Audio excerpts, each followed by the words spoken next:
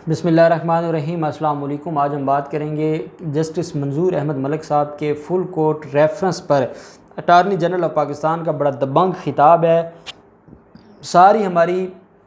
जो superior judiciary है वो सामने बैठी है और चीफ जस्टिस साहब बैठे हैं, सारे जजेस बैठे हैं, vice chairman Pakistan bar council बैठे हैं और अटार्नी जनरल ऑफ पाकिस्तान ने बड़े अहम इशू के ऊपर सवाल उठाया है।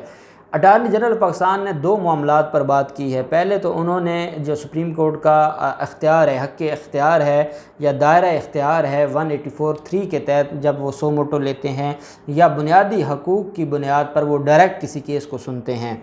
एक तो उसके ऊपर बड़ी डिटेल बात की है जो बड़ी ज़रूरत थी, जिसके ऊपर बात करना ज़रूरी था और बड़े ही नब्बे तुल्य अल्फाज में बड़े दबंग लहजे से उन्होंने ये बात की है। वो डिटेल्स मैं आपके साथ शेयर करता हूँ। और फिर काजी फैज़ ईसा साहब केस में जस्टिस मंजूर अहमद मलिक साहब का जो पॉजिटिव किरदार रहा है उसके ऊपर भी अटार्नी जनरल पाकिस्तान ने खुलकर बात की है, वो भी मैं आपके साथ शेयर करता हूँ। ये जो सुप्रीम कोर्ट ऑफ पाकिस्तान का जो कमरा अदालत नंबर 1 है उसमें सुप्रीम कोर्ट के जज जस्टिस मंजूर अहमद मलिक साहब की जो रिटायरमेंट के हवाले से फुल कोर्ट रेफरेंस का अहतमाम किया गया और मुनक्कद किया गया और उसमें जो चीफ जस्टिस साहब भी थे, उसमें चीफ जस्टिस गुलजार साहब ने भी खिताब किया, मंजूर अहमद मलिक साहब ने भी खिताब किया।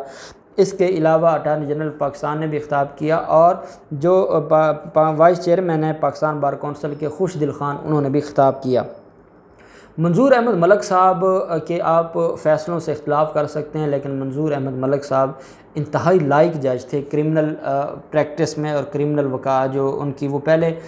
एक अच्छे फ़ौजदारी वकील भी रहे हैं और उसके बाद वो एक अच्छे जज भी थे। वो साबिक चीफ जस्टिस हैं लाहौर हाई कोर्ट के। और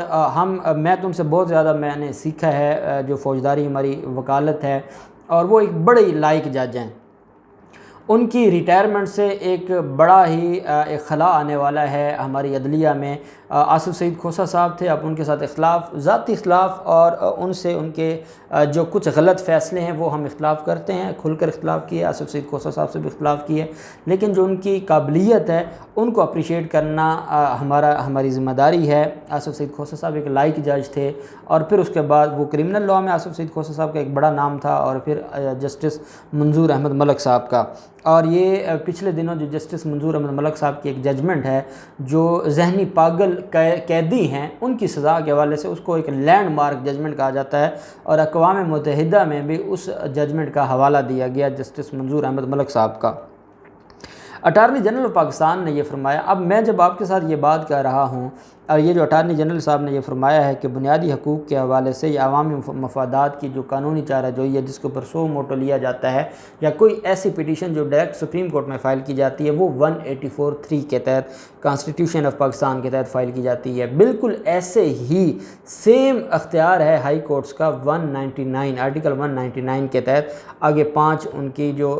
मुख्तलिफ़ तरह की जो रिट जुरिस्डिक्शंस हैं उनका हवाला है। जब भी कोई मफाद आमा का मसला होता है या जब ऐसी कोई रेमेडी जो आपको कहीं अवेलेबल नहीं है कानून में और आप वो रेमेडी लेना चाहते हैं, तो आप डायरेक्ट अदालत जाते हैं और वो हाई कोर्ट हो या सुप्रीम कोर्ट हो वो आपको रिलीफ देती है। तो ये एक बड़ी जो एक रेमेडी लेने के लिए आप हाई कोर्ट या सुप्रीम कोर्ट जाते हैं। इसके ऊपर अटार्नी जनरल पाकिस्तान ने खुलकर बात की है। उनका ये कहना है कि अवामी मफादात की कानूनी चाराजोई से निमटने के लिए अदलिया को कवायद व ज़वाबित बनाना होंगे कि किस केस पर सो मोटो लेना है, किस पर नहीं लेना, किस लेवल के अवामी मफाद पर आज खुद कार्रवाई करनी है या डायरेक्ट किसी पिटीशन को इंटरटेन करना है। उन्होंने ये भी कहा कि बार काउंसिल्स और एसोसिएशंस की एक बड़ी तादाद है और वो केस मैनेजमेंट को बेहतर बनाने के ऊपर बड़ी जो है वो बार बार अदालतों से गुजारिश कर रहे हैं, लेकिन अदालतें अभी तक उनकी बात को नहीं सुन रही। इस वजह से इस सारे मामले को अदालतों को देखना होगा। उन्होंने ये भी कहा कि कुछ ऐसे रहनुमा असूल हमें बनाना होंगे कि जो अदालत उज़्मा है वो कोई तरीक़ेकार बनाए, कुछ रहनुमा असूल बनाए कि कब सो मोटो लेना है, कब नहीं लेना और किस तरीके से हमने डायरेक्ट किसी भी दरख्वास्त को एंटरटेन करना है। इसके ऊपर अदालत ने ज़रूर देखना होगा। जैसे आप देख सकते हैं काजी फैज़ ईसा साहब का मामला है, सुप्रीम जुडिशल काउंसिल आर्टिकल है, एक वाज़ेह आर्टिकल है कि सुप्रीम जुडिशल काउंसिल की कार्रवाई को नहीं चैलेंज किया जा सकता, लेकिन 184(3) में वो पिटीशन फ़ाइल करते हैं, वो पिटीशन मंजूर होती है, रेफरेंस खारिज कर दिया जाता है और वो आर्टिकल अपनी जगह पर खामोश रहता है। تو یہ جو 184(3) کا استعمال ہے یا ہائی کورٹس کا 199 کا استعمال ہے، یہ اتنا بڑھ گیا ہے۔ اب آپ نیب کی کیسز کو دیکھ لیں، اندھا دھند نیب کے کیسز میں ضمانتیں دی جا رہی ہیں جہاں پر کوئی کنسیپٹ ہی نہیں ہے ضمانت کا، جہاں پر ایک قانون جن لوگوں نے وہ بنایا تھا، نیب آرڈیننس بنایا تھا، عدالتوں کا کام تو ان کو پازیٹیولی ایکسپلین کرنا ہے، تشریح کرنی ہے، خود قانون بنانا تو ان کا کام نہیں ہے جو قانون پہلے ایگزسٹ کرتا ہے۔ تو جب نیب آرڈیننس لکھنے والے تھے یا انسداد دہشت گردی کا جو قانون ہے وہ بنانے والے تھے اور انہوں نے ضمانت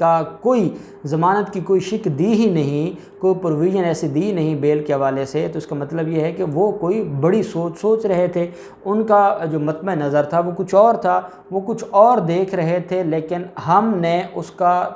تباہی کر دی ہے۔ ہم ضمانتیں ان کیسز میں، انسداد دہشت گردی کے کیسز ہوں یا ہمارے جو نیب کے کیسز ہوں، ان میں ضمانتیں ہم کرمنل جو ہمارے مختلف جو جورسڈکشن ہے یا جو ہمارا ایک فیلڈ ہے یا جہاں CRPC جو ضابطہ فوجداری ہے وہ اپلائی ہوتا ہے، ان سے زیادہ ضمانتیں ضابطہ فوجداری میں تو ضمانت کے ایک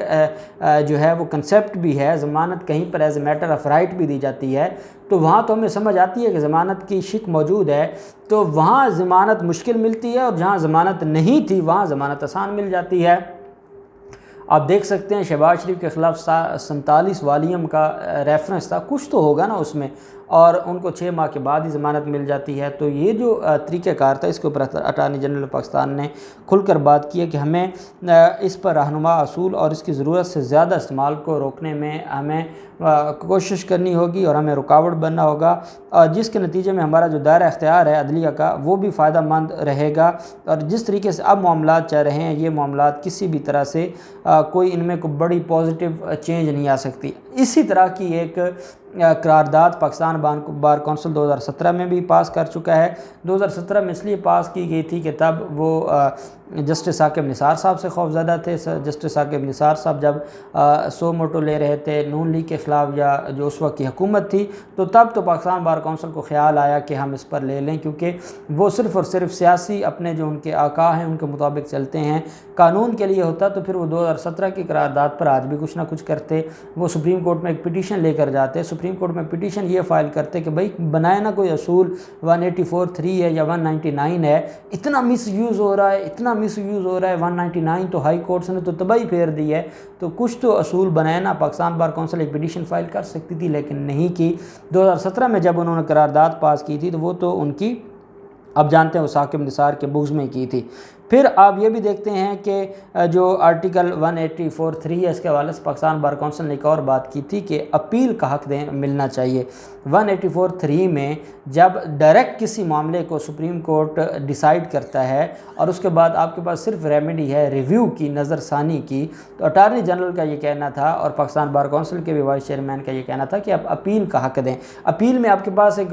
ایک براڈ ایک آ جاتا ہے، پرسپیکٹیو آ جاتا ہے اور آپ اس کو اچھے طریقے سے دیکھ سکتے ہیں، لیکن جب آپ ریویو میں جاتے ہیں تو وہ قاضی فیاض عیسیٰ صاحب جیسے شخص کا کیس ہو تو پھر تو آپ ریویو میں اپنا فیصلے اٹھا کر پھینک دیتے ہیں، باقی عام روٹین میں تو ریویو کا سکوپ ہی نہیں ہے۔ تو یہ کہا گیا تھا کہ 184 میں پھر آپ آرٹیکل 10A جو فیئر ٹرائل ہے اس کا جو ہے وہ اس کو دیکھتے ہوئے پھر آپ اس میں ہمیں حق بھی دیں اور اس ساری چیز کو بھی دیکھیں۔ ساتھ قاضی فیاض عیسیٰ صاحب کے کیس کے حوالے سے جسٹس منظور ملک صاحب کا جو کردار ہے اور جس طریقے سے قاضی فیاض عیسیٰ کو بار بار انہوں نے خاموش کروایا ہے اور جو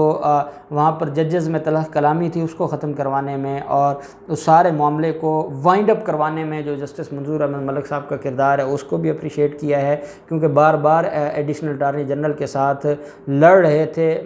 قاضی فیاض عیسیٰ صاحب، تو اس پر بھی منظور ملک صاحب نے بار بار ان کو ٹوکا اور جو عامر رحمان تھا ایڈیشنل اٹارنی جنرل ان کو سپورٹ کیا جسٹس منظور احمد ملک صاحب نے، اس کو بھی اپریشیٹ کیا۔ تو اچھی چیز ہے، اور جج نہیں بولتے ہوتے، ججز کے فیصلے بولتے ہوتے ہیں، جیسے آپ نے دیکھا 2 دن پہلے بھی ہم نے قبضہ مافیا کی بڑی باتیں سنی اور ادھر ادھر کی باتیں ہونے کے بعد پھر واپس ہو گئیں اور خاموشی ہو گئی اور یو ٹرن ہو گیا۔ تو اگر ججز بولنے لگ جائیں تو انصاف نہیں ملتا، انصاف تب ملتا ہے جب آرڈرز بولتے ہیں، جب ان کے احکامات بولتے ہیں، اور پھر ان کے احکامات ایسے بولتے ہیں، وہ سپیکنگ آرڈرز ہوتے ہیں، وہ خود بتا رہے ہوتے ہیں کہ یہ آرڈر پاس کیا تو وجہ کیا ہے، وہ خود ریزن بھی دے رہے ہوتے ہیں۔ جب ججز بولنے لگ جائیں تو تو پھر انصاف کا راستہ بند ہو جاتا ہے، پھر وہ ایموشنل ہو جاتے ہیں اور ان کی پھر اپنی ذاتیات، جیسے آپ نے غازی فیض صاحب کا معاملہ دیکھا ہے۔ اٹارنی جنرل صاحب کی یہ بڑی ہی خوبصورت اور بڑی اہم ایک رائے ہے، اور میں بھی اس کو انڈورس کرتا ہوں، اور ہم امید کرتے ہیں کہ چیف جسٹس گلزار صاحب اس کے اوپر کام کریں گے۔ جو بھی ڈیولپمنٹ ہوگی آپ کے ساتھ شیئر کرتے رہیں گے۔ اللہ پاک پاکستان کا حامی و ناصر ہو۔ بہت شکریہ۔ اللہ حافظ۔ پاکستان زندہ باد۔